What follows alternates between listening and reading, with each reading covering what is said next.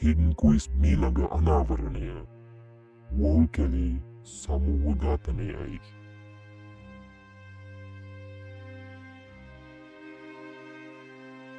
අසූව දශකයේ අගභාගයේ ශ්‍රී ලාංකීය ඉතිහාසයේ ලේන්ට යොමු කාල පරිච්ඡේදයකි.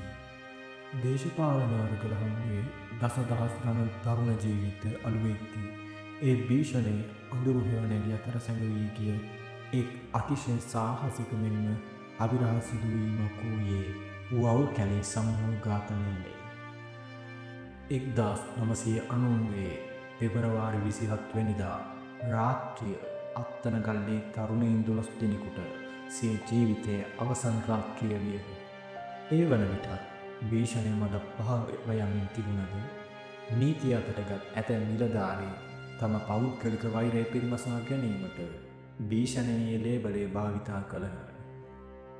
එදින රාත්‍රිය 11ට පමණ නිවෙස් වලින් වයස අවුරුදු 17ත් 34ත් අතර පසු අහිංසක තරුණයින් 12 දෙනෙකු පැහැරගෙන විත් එල්ලක් කළ වවුල් කැලේ රක්ෂිතය තුළ ටයර් සෑයක දවා අලු කරන ලදී.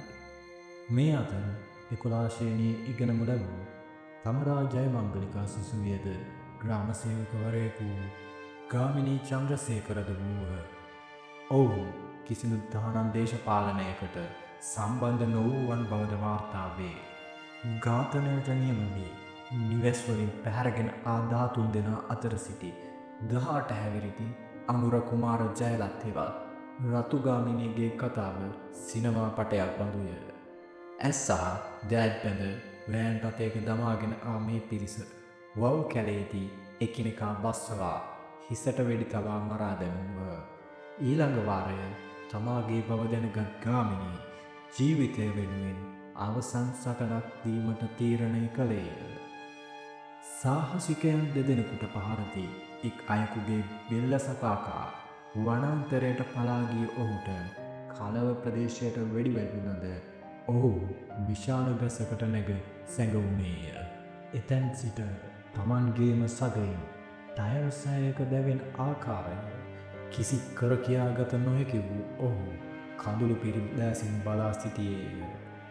පසුව ජය සැමරූ මිලේච්ඡ ඝාතකයෝ වෑන් රථයක නැගී පිටව ගිය පසු ගසින් බැස ආ ඔහු අඩක් පිලිස්සුණු සිරුරු මත වූ ටයර් ගලවා දමා කින්න නිවා දැමීමට තරම් නිර්භය විය.